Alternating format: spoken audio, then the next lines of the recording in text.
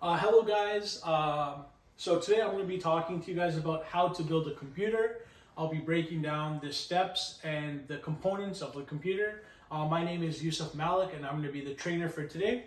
So during today's shorter compressed 20-minute version, this is what we're going to be talking about. So in the full version, we're going to be going over the icebreaker, and during the live session, I'll be doing the icebreaker. So starting off with choosing the right computer PC case. So this is the first step and it's a very important step. So the case is very important. The reason why the case is so important is because it dictates what kind of computer build you're going to go for.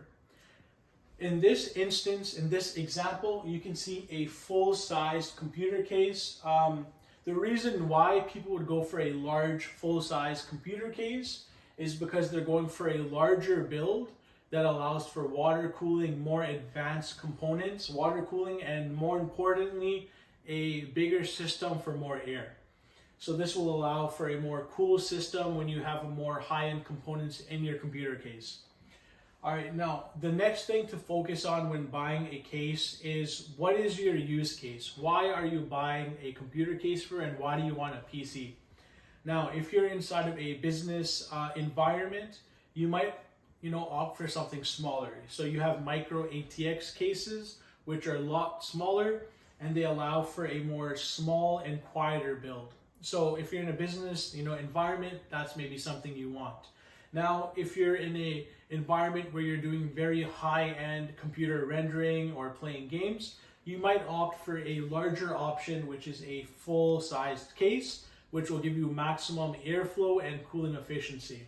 Now, another thing to focus on when buying your case, which is the first step of your computer building process, is to make sure it supports either a full-size motherboard or a micro motherboard, which is a smaller motherboard which offers less components and options. So keep an eye out for that when you choose your case, all right?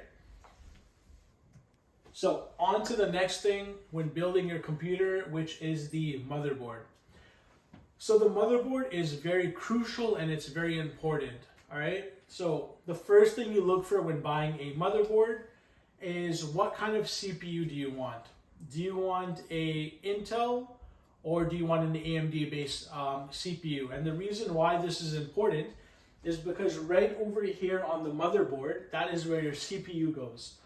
And the reason why that's important is because some motherboards only support Intel and some only support AMD based chips. So please keep that in mind. So the next thing you look for when buying a motherboard or choosing the right motherboard is the kind of peripherals and kind of expansion that you get with it. So in this case, this is a more high-end kind of a gaming motherboard, and it allows for two graphical units, which are GPUs. It allows for SSD placements, NVMe drives, which we'll talk about, and it also offers built-in sound system, built-in Wi-Fi. So depending on the situation you're in, this might be ideal for you or this might be a little bit too much. So always keep that in mind. Now, another thing when it comes to the motherboard is how you're going to install the motherboard. So this is important because you have to do this correctly. So in this image right here, you see there's like one screw spot right there. So a motherboard, when it's placed into your computer, it goes on the offset screws, which are on your computer case. Now, I'll show you this in more detail later, but basically what that means is your motherboard slides onto those screws and then it gets screwed in all around. So when you're building your computer, you need to make sure you follow those steps correctly and take your time and screw your motherboard correctly into the case, or down the road there's going to be major issues. All right, so now we're going to be talking about the motherboard components. So this is the fun part. This is where you kind of buy what you need for your computer build, all right? And this is different for everybody. So we'll talk firstly with the CPU, all right? So CPU, this is a very, very important part of your computer, and based on the icebreaker, it's the brain of the computer, all right? So when you're installing your CPU, once again, it goes over here underneath this cooling system. And when you're installing your CPU, you have to make sure that you line up the triangle on your CPU with the triangle on the motherboard. If you don't do this, what will happen is as you place your CPU onto your motherboard, you will bend the pins. And underneath a CPU, there is up to like, thousands of pins. And so this can cause it to just damage your CPU and cause it to not work. So please make sure you line that up correctly. All right, moving on, we'll talk about these two pipes that are going to the CPU. So in this instance, this is a water-cooled system, and the CPU is being cooled by these two pipes basically. So what this is it's a metal plate that goes onto the CPU. The water filters back and forth, pushing away the hot air, all right, taking away the heat from the CPU. So when building your PC, ideally you're gonna go place your motherboard in, place your CPU, and then go with the CPU cooler on top of it. All right, so moving on to the next part, which is RAM. RAM stands for Random Access Memory, and this is a very important thing to remember. So when installing your RAM, as you can see from this image, RAM, there's 4 slots for it, okay? So the first thing you do is always buy 2 sticks of RAM, all right? So in this instance, there's 2 sticks of 8 gigabytes of RAM, and they're in the RAM channels 2 and 4. Now what this does is it enables dual channel memory, which allows your RAM to work as one, which is a lot better for you. This way the RAM is a lot more powerful and it uses its maximum power and speed. So this will give you a smoother experience and it'll allow you to use your applications a lot better. So moving on to the next thing is basically when you're installing these components, just make sure that you push everything in correctly. So for the RAM, there are these black hinges which you open first and you push the RAM in until you hear a click sound. So when you hear that, you know that your RAM has been installed correctly and you know that's in securely. And the same thing with the CPU. We'll go over it in a live demonstration with the video, and you'll see how you're supposed to raise the CPU enclosure and then lock it down in place. All right, and I can actually show you on my actual PC the motherboard and kind of what you're looking for, and we'll kind of look at the CPU, and let's do that right now. So here on my personal PC, as you can see, this is a full-size computer case, and it's housing a Intel-based motherboard. And what I was talking about when it comes to the CPU cooling is this right here. So what it is it's 2 pipes that go up into a cooling system, which cools the hot water and brings down cold water, and that way it cools down the CPU. The heat goes into the water and it goes up and it cycles through. All right, now the motherboard in my case didn't have a Wi-Fi connector. So this is a Wi-Fi adapter which I bought and installed onto my motherboard. And the motherboard goes directly onto the case, and the peripherals are in the back of the computer case, which I'll show you more later with the video. And yeah, so we'll go and move forward. And we'll talk about the GPU. Now, just to keep this in mind, since this is the shortened version, in the full version, all the trainees will have the ability to go on their computer and play a virtual game, which allows them to do everything step by step, which is going to be another method of learning. And if there's any questions, you guys can ask throughout the slides. And yeah, as we build the computer, I hope you guys have questions and I can answer them. So moving forward is the GPU. Now this is very important. It's the graphical processing unit of the computer. So this is going to be for a lot more graphical intensive applications. So if you're doing 3D rendering, if you're doing any kind of gaming, or if you're doing high-end computer programming and you're compiling large pieces of code, that's when something like this is very important. So when installing your graphics card, you make sure that you install it into the brackets. Now I showed you the image before, and I will show it to you again. The graphics cards get slotted into these 2 units, and you want to hear a click sound when it goes in, all right?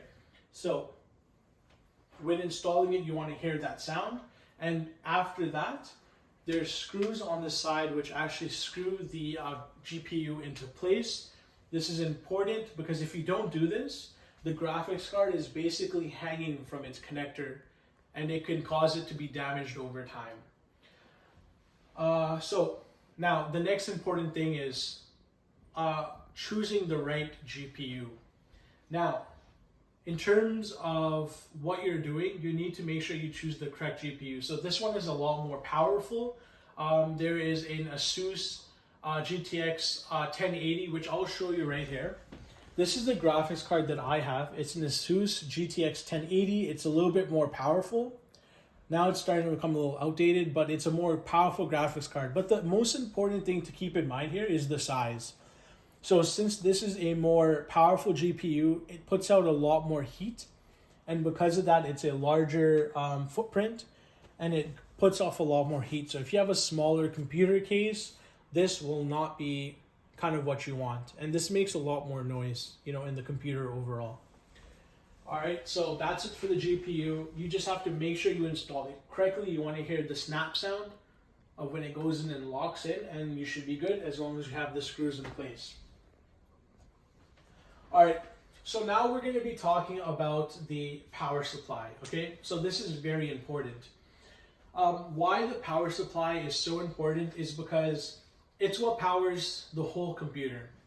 So in this example, the power supply is up here, and I'll show you in the live video later on basically how everything gets connected together.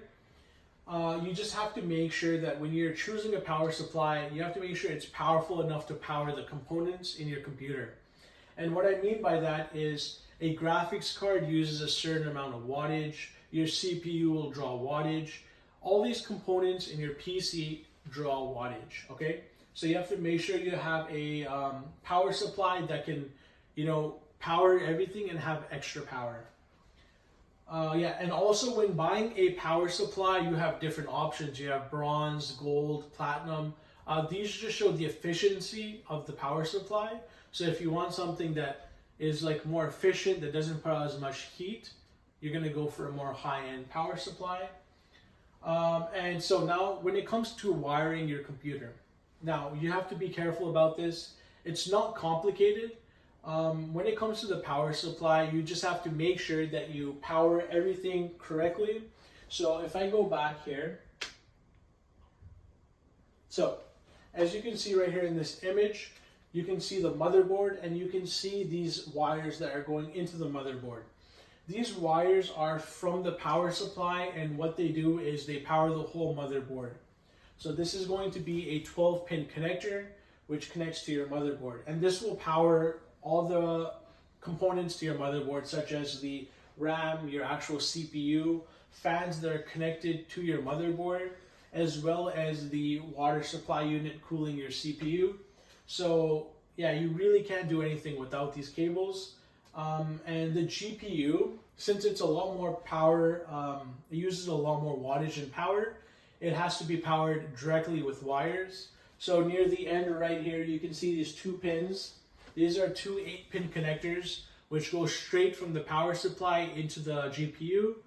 This is for safety reasons as well. It needs its own power supply.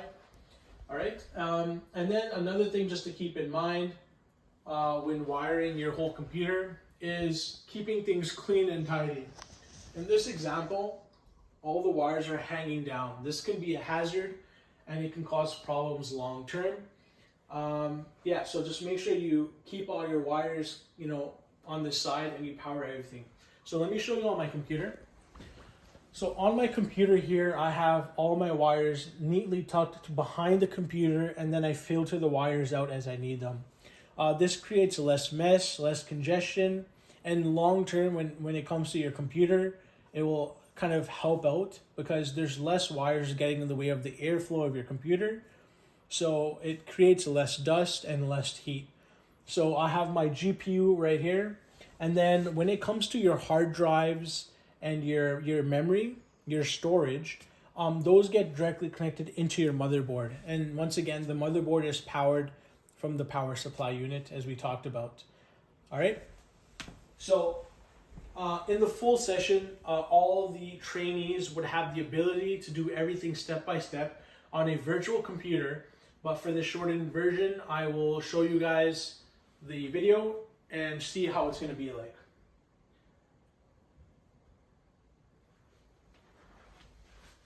So this is the PC building simulator, and I'll be showing you guys that this is how it works. You take apart your computer, and all trainees will have the ability to do this live in session. So from here, we're going to choose a motherboard, and in this instance, I'm picking a Intel-based motherboard, and you guys will see that later in the video. And basically in the full training session, I showed you guys how to put the motherboard on the offsets. The computer monitor has already been plugged in now, and the keyboard. So right here, as you can see, this is an AMD-based chip, and it's not going to work. So we're going to scroll down, and we're going to choose an Intel-based chip. Since we have infinite budget on this, simulator, we're going to go with an expensive i7 option. This just gives you a lot more power, a lot more processing power, which is always great. So this is the shield that covers the CPU. We lifted it, and now we're going to put the shield back on over the CPU. This is for safety reasons, and it holds the CPU in place. So from here, we're just going to go ahead and follow our steps that I taught you guys already. We're going to add the memory, which is the RAM. From here, you can choose anything. The good thing to keep in mind is the megahertz. So I chose one with high megahertz as it's more faster and it performs better. So here, when it comes to RAM, you must take these pins and open them. That's the first thing to keep in mind. And from there, you go ahead and you install your RAM. So I'm putting it in slot 2. And then we're going to go ahead and grab another stick of RAM. And it has to be the same RAM or it won't work. It's not compatible. And that goes into slot 4. So from here, you could go ahead and water cool your CPU or go with the GPU. That's up to you. That's the best part about building a computer. You get to choose what you want. So in this case, we're going to go ahead with the new graphics unit, a new GPU. And in this case, once again, since we have an infinite budget, we're going to choose something that's nice. So we're going to go ahead. That goes into the slot and it gets screwed in. At this point, we've also connected the HDMI, which is the monitor, into the GPU. All right, and from here, we're going to go ahead and we're going to choose something for cooling our CPU. You have two options. You have water cooled, or you can choose these fans. These fans go directly onto your CPU and they cool it. So you can choose whatever you want. We're going to go ahead and choose a water cooled option today, which is this one right here. And once again, you have to keep in mind that these all draw wattage, okay? So we're going to go ahead and pick a unit. It's going to get screwed here.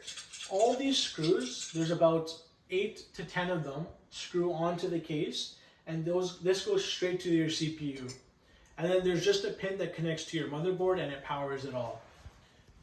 All right, so once that's all finished, you guys will be at the final boot screen, and you guys at this point will be installing whatever version of Windows or Linux or Mac OS that you want. And at this point, you guys are finished. Congratulations on building your first PC. I hope you guys learned something, and once again, I hope you guys enjoyed this experience of learning how to build a PC. If you guys have any questions or concerns, please ask me at the end of the session, and there will be a survey, which I hope everyone fills out. And thank you so much, and have a great day.